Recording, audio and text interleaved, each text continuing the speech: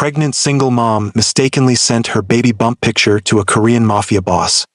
His ruthless response left her trembling. Vicky's trembling finger hovered over the send button.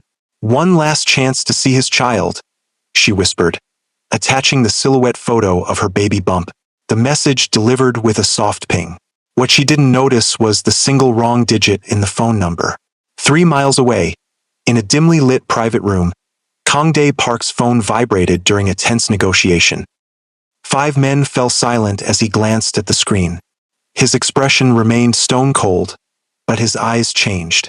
Something ancient and possessive flashed across them as he stared at the image of a pregnant woman's silhouette.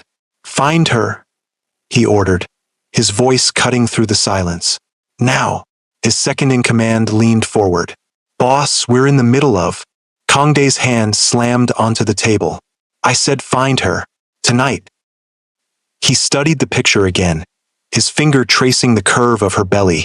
"Someone has abandoned what I would kill to have." The sound of rain pelted against glass.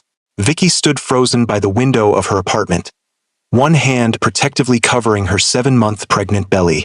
3 men in black suits blocked her path to the door. Behind them stood a tall figure, broad-shouldered, immaculately dressed in a charcoal suit that seemed to absorb the shadows around him. "Please," she whispered. "I never meant to involve you in this." The man stepped forward, the others parting like water before him. His movement was controlled, the walk of a predator. When he spoke, his voice was dangerously soft, carrying the slightest trace of a Korean accent. "When I make someone mine, I protect them at all costs." The sound of breaking glass shattered the moment. Gunshots cracked through the air. In one fluid motion, he pulled Vicky to the ground, shielding her body with his own. "Breathe," he whispered against her hair. "I won't let anything happen to you or your child." In that moment, as danger reigned around them, Vicky realized how far they'd come from that first mistaken message. How one wrong digit had changed everything. 3 months earlier, Vicky's small apartment was bathed in pale morning light. Bills were scattered across her kitchen table, all stamped with final notices in alarming red. Her laptop screen glowed with a fresh rejection email from yet another potential employer. "We regret to inform you that while your qualifications are impressive, we are unable to accommodate your current situation." Her current situation. A polite way of saying no one wanted to hire a woman 7 months pregnant. Vicky closed the laptop with a sigh. 28 years old, alone, with a baby on the way and vanishing savings. Her phone rang, the hospital's number. "Ms. Martinez? This is Dr. Kim. I'm calling about your last checkup results." Vicky's heart skipped. "Is everything okay? Your blood pressure is concerning us. This pregnancy is becoming high risk. You need to reduce stress and rest more." Reduce stress. In a world where she couldn't even pay next month's rent. After hanging up, she watched Seoul's skyline shimmer in the distance. She'd come to South Korea 3 years ago for a teaching position, fallen in love with the wrong man, and now found herself stranded in a foreign country, carrying his child. The memory of Jonathan's face when she told him about the baby still burned. "I can't do this right now," he'd said. "My family would never accept this." That night, Vicky stood before her mirror. She took her phone and captured a silhouette photo against the window. The sunset painted her profile in gold and shadow, highlighting the curve of her belly. She opened her messages. Jonathan hadn't responded to her texts in months, but something in her needed to try one last time, not for herself, but for their child. She typed quickly, "I know you don't want to be part of this anymore, but I thought you should see what your child looks like now. I'm not asking for money. Just thought you might want to know that despite everything, we're doing okay." She attached the photo and hit send, not noticing in her exhaustion that her finger had slipped on the last digit. In Gangnam District, Kang-dae Park sat at the head of a polished table. 5 of Seoul's most dangerous men waited in tense silence as he reviewed their agreement. At 34, Kang-dae had built an empire that stretched from legitimate businesses to the darkest corners of Korea's underworld. "The terms are unacceptable," he said quietly. "You're asking for protection in Busan without offering adequate compensation." The oldest man leaned forward. "The Hwang family has controlled those ports for generations. We're offering you unprecedented access. At a price that insults us both. The tension thickened. These were men accustomed to getting what they wanted, but they also knew Kangdae's reputation. His phone vibrated. An unknown number with an attachment. He should have ignored it. Instead, he opened it. The image filled his screen. A woman's silhouette, pregnant belly outlined against golden light. The message below clearly wasn't meant for him. Something shifted inside Kangdae. A door long closed creaked open. "Gentlemen," he said, eyes still on the phone. "We'll continue this tomorrow." The men exchanged glances. No one left a negotiation with Kangdae Park unfinished. After they left, only Min-ho, his most trusted lieutenant, remained. "What's wrong?" Min-ho asked, frowning. Kangdae slid the phone across the table. Min-ho studied the image, confused. "Someone sent you this by mistake?" "Find her," Kangdae said simply. "Tonight." "Boss, with all due respect, why do you care about some pregnant woman's misdirected text?" Kangdae stood, walking to the window that overlooked the glittering Seoul skyline. "Do you know what the doctors told me last month? They confirmed what I've suspected for years. I cannot have children. Ever." He turned. "And here is a woman, carrying a child that someone has abandoned. The very thing I would give my entire empire to have." Min-ho nodded slowly. "I'll find her." Vicky woke to 3 missed calls from an unknown number. As she reached for water, the phone rang again. "Hello? Is this Victoria Martinez?" A man's voice, formal, with a Korean accent. "Who's asking?" "My name is Min-ho Kim. I represent Mr. Kangdae Park. He received a message from you last night and would like to speak with you." Vicky's mind raced. "I think there's been a mistake. I didn't message anyone named Park. You sent a photograph of yourself." Her heart sank. "The wrong number. I'm very sorry. It was meant for someone else. Please tell Mr. Park to delete it and forget about it.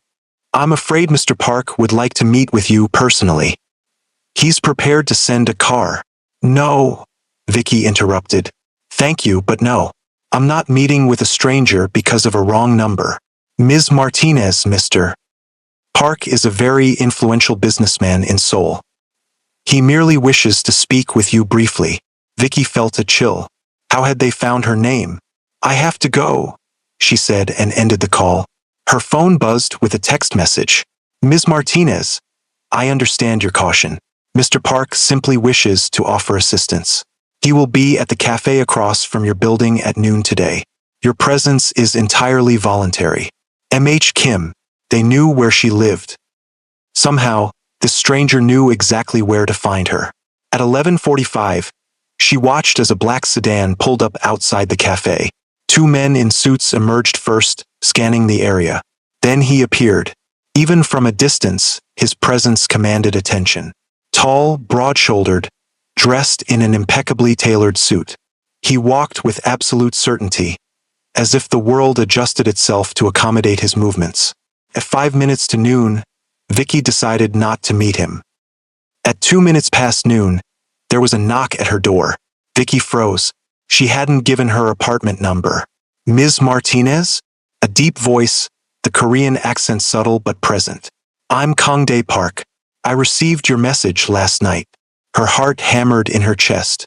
"I understand your caution," he continued through the door. "I would be concerned as well. I've left my guards downstairs. I'm alone. 5 minutes of your time is all I ask."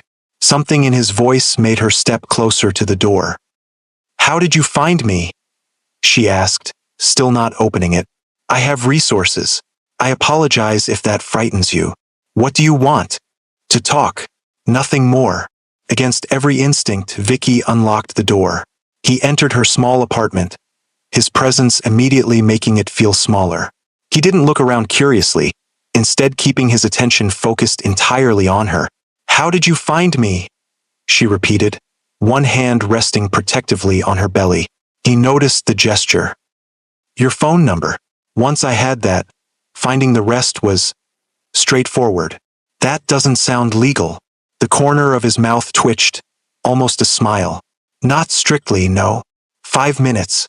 Then I want you to leave." He nodded, taking a seat. Up close, she could see the fine details. The expensive watch, the subtle scar near his right eyebrow, the hands that bore faint markings of someone familiar with violence. "Your message was meant for the father," he stated. Vicky stiffened. "That's none of your business." "No, it isn't. But I received it nonetheless. And I found myself affected by it." "Affected how?" Kangdae studied her. "You said you weren't asking for money. That despite everything, you were doing okay." He glanced around her apartment, at the stack of bills, the worn furniture. "Are you?" "I'm managing." "You're struggling," he corrected gently. "Alone." Anger flashed through her. "I didn't ask for your assessment of my life, Mr. Park." He nodded, accepting her rebuke. "Sometimes mistakes are the universe's way of creating the right connections." "That sounds like something from a fortune cookie." This time he smiled, brief, unexpected, transforming his severe features. "Perhaps, but I believe in fate, Ms. Martinez." "What do you really want, Mr. Park? Why are you here?" Kangdae was silent for a moment. "I want to help you." "Why would you help a stranger?" His expression shifted, something vulnerable flickering across his face. "Because I cannot have what you carry. I will never have children of my own. The doctors have confirmed it." The admission hung in the air between them. "I don't need your pity," she said finally. "I'm not offering pity. I'm offering support." "In exchange for what?" His eyes met hers, unflinching. "Nothing. This isn't a transaction." Vicky laughed incredulously. "People like you don't do something for nothing." "People like me?" "Powerful men who can track down strangers from a phone number." He conceded with a slight nod. "Fair assessment. But this is different." "How?" "Because when I saw your message, saw that someone had abandoned what I would give anything to have, I felt responsible, as if it was meant for me to see." He placed a business card on the table. "My number. If you need anything at all, call me." She didn't touch the card. "Your 5 minutes are up." Kangdae stood. "One last thing. The father of your child, he's a fool." Before she could respond, he walked to the door. "I won't intrude again without invitation, but my offer stands. Whatever you need." 3 days passed without further contact. Then, on the 4th morning, a delivery arrived. Groceries, prenatal vitamins, and Korean health foods traditionally given to expectant mothers. That evening, she texted the number on his card. "I didn't ask for groceries." The response came immediately. "I know." "Do they meet your needs?" "Why are you doing this?" "Because you need it and I can provide it. No strings attached." "I don't accept charity." "It's not charity. Consider it a gift from someone who admires your strength." The following week, as Vicky struggled home from a doctor's appointment in pouring rain, the black sedan pulled alongside her. The window rolled down, revealing Kangdae. "Get in," he said simply. "You shouldn't be walking in this condition." "I'm fine," she insisted, dripping wet. "You're soaked, it's cold, and you're 7 months pregnant." Before she could respond, the car door opened. When she climbed in, he handed her a soft towel. "How did you know where I was?" she asked. "I didn't. I was on my way to a meeting and saw you walking." She raised an eyebrow. "Coincidence?" "Fate," he corrected with that ghost of a smile. "You keep using that word. Because it applies. What are the odds that out of millions of numbers, you would text mine?" "The odds that a wealthy man with questionable resources would keep tabs on a woman he's inexplicably interested in? Pretty high, actually." Something flickered in his eyes. Amusement, perhaps. "You're very direct, Ms. Martinez." "Vicky," she said suddenly, "if you're going to stalk me, you might as well use my first name." This earned a genuine smile. Transformative, warming his entire face. "Vicky, then. And I'm not stalking you.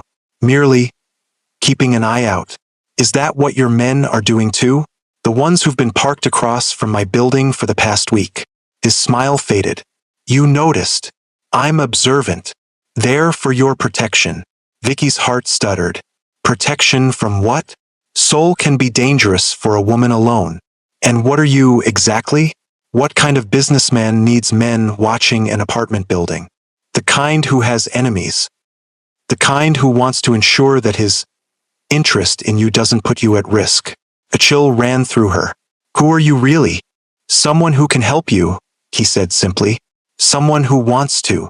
Over dinner at a small restaurant, Vicky studied him, trying to reconcile the thoughtful man across from her with the powerful figure who could track down a stranger from a text message. Your turn, he said. Tell me something about yourself that isn't in your file. My file? She repeated, alarmed. He looked slightly embarrassed. A poor choice of words. You have a file on me. Basic information only. For security purposes. That's invasive. It's protective, he countered. I needed to know if you were safe to approach. And was I? Safe. Something darkened in his expression. The father of your child has a gambling problem and debts to dangerous people. That makes you potentially vulnerable. Vicky felt the blood drain from her face. Jonathan has gambling debts? I've taken care of it, he said quietly. What does that mean? It means his debts have been settled. He won't be bothered by those particular creditors again. Vicky stared at him in disbelief. You paid off his debts? Why would you do that? Because they represented a potential threat to you and your child. The amount was insignificant to me. I can't repay you. I never asked you to. His voice softened. Vicky, I don't want anything from you except the chance to help. Everyone wants something. Not always. Sometimes people just want to do what's right. She laughed bitterly. In my experience, men who talk about doing what's right are usually hiding what's wrong. Instead of being offended, Kangdae nodded. A fair assessment, based on your history. You're clearly powerful, dangerous even, the kind of man who has security personnel watching buildings. That doesn't happen in normal business. Kangdae was silent for a long moment. You're asking if I'm involved in illegal activities. Are you? Would it matter if I was? Of course it would. He studied her face intently. My family has been in Seoul for generations. We've built businesses, developed connections. Some of those connections operate in gray areas. I don't deny that. That's not really an answer. It's the answer I can give. He leaned forward slightly. But I can promise you this. I have never harmed someone who didn't deserve it. I have never broken my word once given. And I would never allow harm to come to you or your child. The intensity in his eyes was unsettling. Vicky believed him, though she couldn't explain why. The next morning, Vicky woke to an unexpected visitor. Jonathan stood in her hallway, looking thinner than she remembered, dark circles under his eyes. Vicky, he said, his voice hoarse. You look... wow. You're really showing now. She instinctively placed a protective hand over her belly. What are you doing here, Jonathan? I want to make it right, he said after she let him in. I want to be part of our baby's life. Your life. Why now? What changed?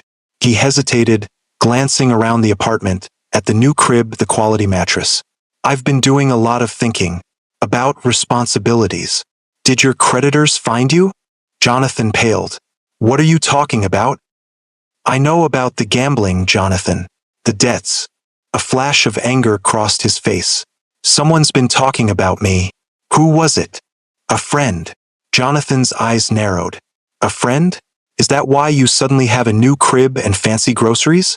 What kind of friend buys these things for a pregnant expat? The implication in his tone made Vicky's cheeks burn. That's none of your business. It is if it involves my child. People are talking, Vicky, about you and some Korean businessman. Dangerous people. Now you're worried? After 5 months of silence, Jonathan's expression hardened. Is it him? The one who paid off my debts? Vicky didn't answer, but her silence was confirmation enough. Jesus, Vicky. Jonathan ran a hand through his hair. Do you have any idea who he is? Kangdae Park isn't just some businessman. He's connected to people who make problems disappear. Permanently. You gave up the right to have opinions about my life when you walked out. I'm trying to protect you. Like you protected me when you left me alone and pregnant? Her voice rose. You don't get to come back now and pretend to care. Jonathan's expression shifted, calculation replacing concern. Fine. Let's talk about money then. I'll support the baby. I don't want your money. Everyone wants money, Vicky. Get out. The words were quiet but firm. This isn't over. That's my child you're carrying. I have rights. Rights you forfeited when you disappeared. Vicky closed the door behind him. With shaking hands, she reached for her phone. Kangdae answered on the first ring. Vicky, is everything all right? Jonathan was here, she said without preamble. A pause. When Kangdae spoke again, his voice had changed. Colder, harder. Are you hurt? No, just unsettled. He knows about you, about the debts being paid. Stay where you are. I'm coming over. Kangdae arrived exactly 15 minutes later, flanked by 2 men. Gone was the carefully controlled businessman. In his place stood someone harder, more dangerous, his eyes cold, his movements vigilant. What did he want? The question was direct, his voice tight with controlled anger. After Vicky recounted the conversation, Kangdae's expression grew darker. He mentioned my name specifically? He asked. Yes, he seemed afraid of you. Something flickered across Kangdae's face, satisfaction, perhaps. Good. He should be. What does that mean? It means he's been warned to stay away from you. By you? Yes. Why didn't you tell me? Because I didn't want to worry you. He leaned forward, eyes intense. Vicky, Jonathan didn't come here out of sudden paternal concern. He's desperate. The gambling debts I settled were just the beginning. He owes money to people who don't negotiate. Dangerous people. And he thinks I can help him because of you? Kangdae nodded grimly. He's using the baby as leverage. What do I do? She asked quietly. Let me handle it. Without hurting him, Vicky added firmly. A brief hesitation. If that's what you want. It is. Promise me. Kangdae. His jaw tightened, but he nodded. I promise. No physical harm will come to him. But he will stay away from you. Thank you. His expression softened. I told you from the beginning. I will protect what matters to me. A storm hit Seoul. Rain lashed against Vicky's windows as thunder shook the building. The power went out completely, leaving her in darkness. Her phone battery was low, the emergency flashlight dim. As the apartment grew colder, she made her decision. She called Kangdae. I'll take you up on that offer, she said when he answered. If it's still available. His voice warmed. Of course, I'll send a car immediately. The penthouse was breathtaking. Spacious, elegantly furnished, with floor-to-ceiling windows offering a panoramic view of the city. But it was the nursery that stopped Vicky cold, fully furnished with the highest quality baby items, including a small stuffed tiger with a note. This was mine as a child. My grandmother said it protected me from nightmares. Perhaps it can serve the same purpose for your little one. Tears welled in her eyes. The gesture was so unexpected, so personal, offering not just material support but a piece of his own history. The next morning, she woke to sunlight and the smell of coffee brewing. In the kitchen, she found Kangdae himself, dressed casually, preparing breakfast. I didn't know you cooked, she said. Only breakfast, he admitted. My grandmother insisted all men should know how to cook at least one meal properly.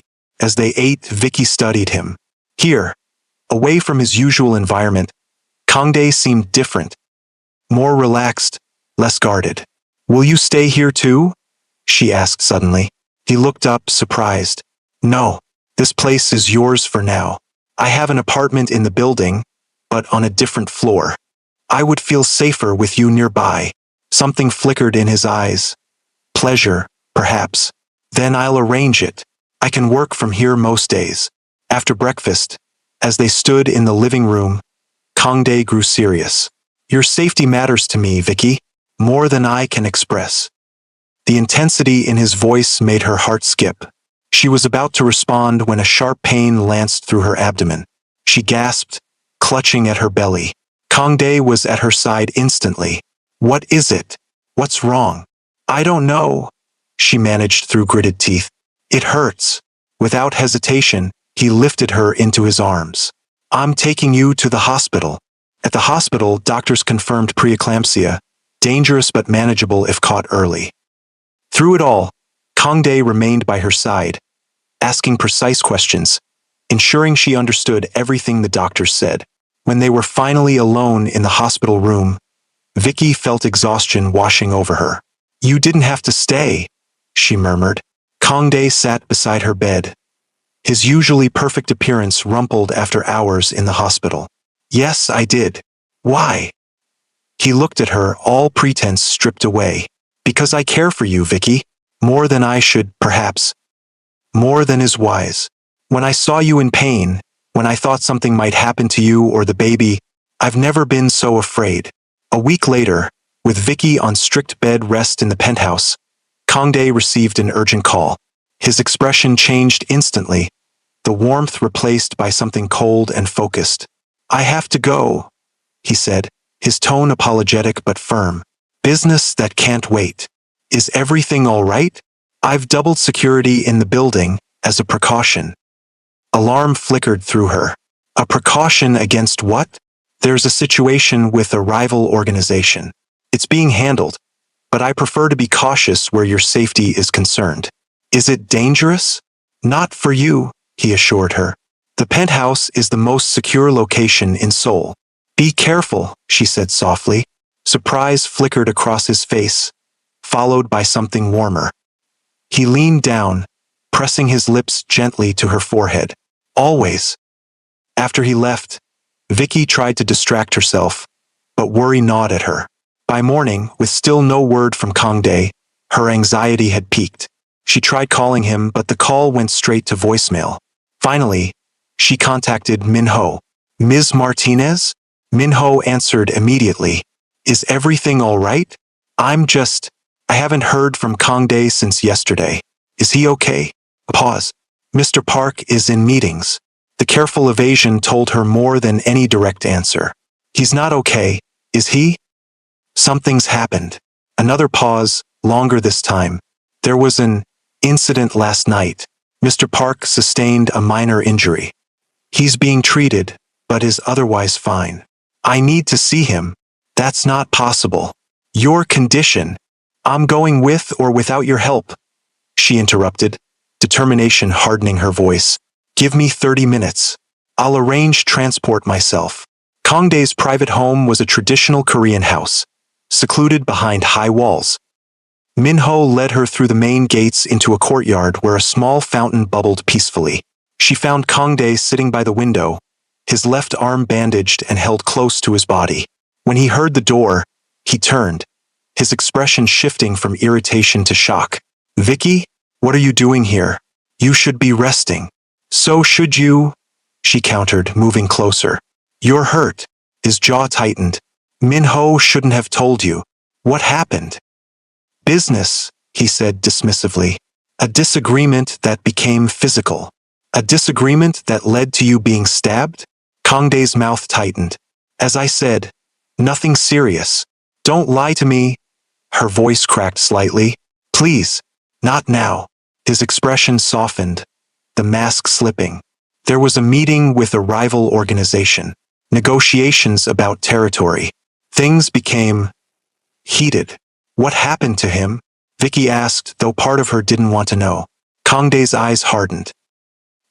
"He won't make the same mistake again." "Was it because of me?" she asked quietly. This conflict, surprise crossed his face.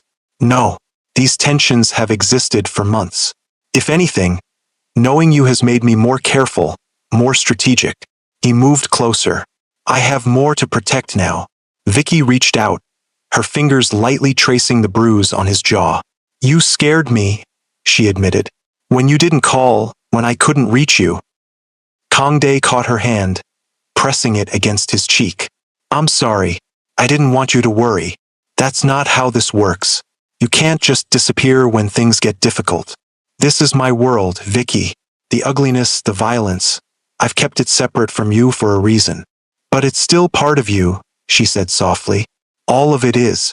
I can't have one without the other." He stared at her, something vulnerable crossing his face. "And if I told you I could change? That for you, for the baby, I could leave this life behind. Could you? Really?" His hesitation was answer enough. I would try. I wouldn't ask that of you. Your world is part of who you are. I just want honesty between us. Kangdae's expression softened, his free hand coming to rest on her belly. You continue to surprise me. Good. You need someone who keeps you on your toes. A smile touched his lips. I need you, he said simply, more than I've ever needed anyone. The baby kicked hard enough to make Vicky gasp. Kangdae's eyes widened as he felt the movement against his side. Hello, little one, he whispered. In that moment, something shifted between them. A boundary crossed. A connection deepened. 3 weeks later, as storm clouds gathered over Seoul, Vicky woke to a sharp pain that took her breath away. She reached for her phone. It's time, she said when Kangdae answered. The baby's coming. The next hours passed in a blur of contractions and medical teams. When complications arose, the baby's heart rate dropping dangerously, it was Kangdae who remained calm, who demanded the best specialists, who whispered encouragement. Stay with me, he murmured against her hair as monitors beeped warnings around them. Both of you, please. And then, cutting through the haze of pain and fear, came the sound Vicky had been waiting months to hear. A strong, indignant cry announcing her daughter's arrival. When they placed the tiny bundle in her arms, the world narrowed to this single moment, this perfect life she had created. As Kangdae cradled the infant, something transformed in his face. The hardness, the control, all of it melted away, replaced by tenderness. Hello, little one, he murmured, his voice thick with emotion. Welcome to the world. The baby quieted in his arms, tiny fingers curling around his much larger one. Kangdae looked up, his eyes meeting Vicky's. Thank you, he said simply. As the storm raged outside, 3 souls found shelter in each other.